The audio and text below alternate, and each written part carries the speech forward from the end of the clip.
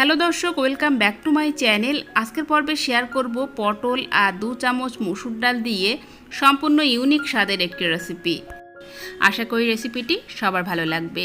রেসিপিটি বানানোর জন্য আমি এখানে 6-7টা পটল খুব ভালো করে খোসা ছাড়িয়ে সুন্দর করে ক্লিন করে আমি এরকম গোটা গোটা করে কেটে নিয়েছি। আপনারা আপনাদের পছন্দ মতো সাইজ করে কেটে নিতে পারেন। আর আমি এখানে নিয়েছি 2 চামচ মসুর ডাল। মসুর ডালটাকেও আমি জল দিয়ে ধুয়ে কিছুক্ষণ ভিজিয়ে রেখেছিলাম। এবার এই কেটে রাখা পটলে প্রথমে দিয়ে দিচ্ছি সামান্য একটু লবণ আর সামান্য একটু হলুদের গুঁড়ো। লবণ হলুদ দিয়ে এখন পটলটাকে এভাবে হাত দিয়ে আলতো হাতে একটু মিশিয়ে নিতে হবে। আর এভাবে আগে থেকে লবণ হলুদ মাখিয়ে রাখলে পটলটা যখন ভাজবো তখন খুব অল্প তেলেই পটলটা ভাজা হয়ে যাবে।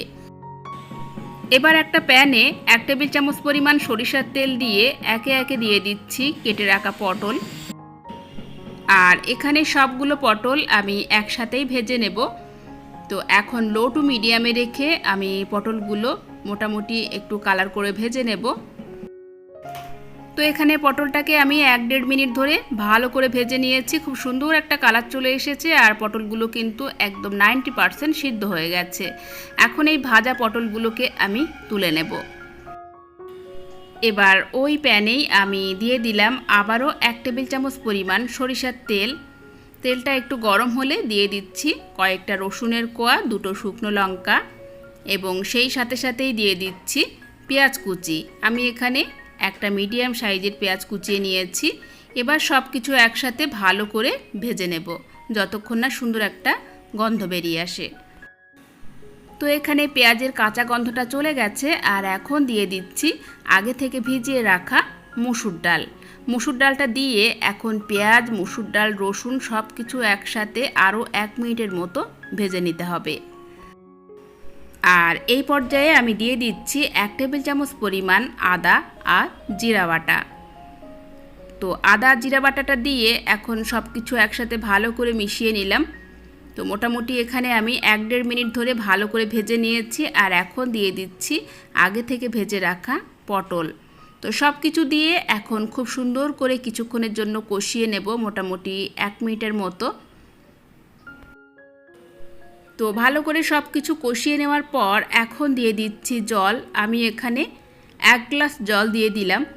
আপনারা যেরকম গ্রেভিটা রাখতে চান সেই হিসাবেই আপনারা জলটা দেবেন।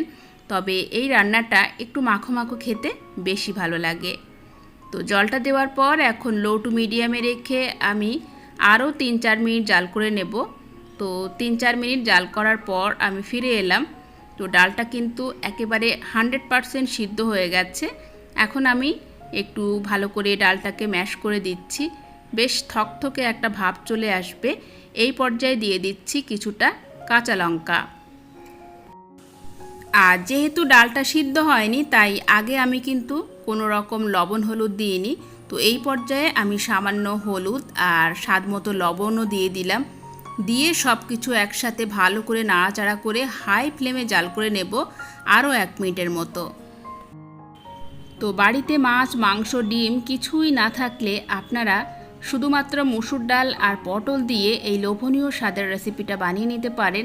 ভীষণ টেস্টি হয় খেতে, অনেক সুস্বাদু। আপনারা একবার বানিয়ে দেখবেন, মাছ মাংসকেও হার মানিয়ে দেবে, এতটাই সুস্বাদু। তো এখানে রান্নাটা কিন্তু আমার অলমোস্ট রেডি।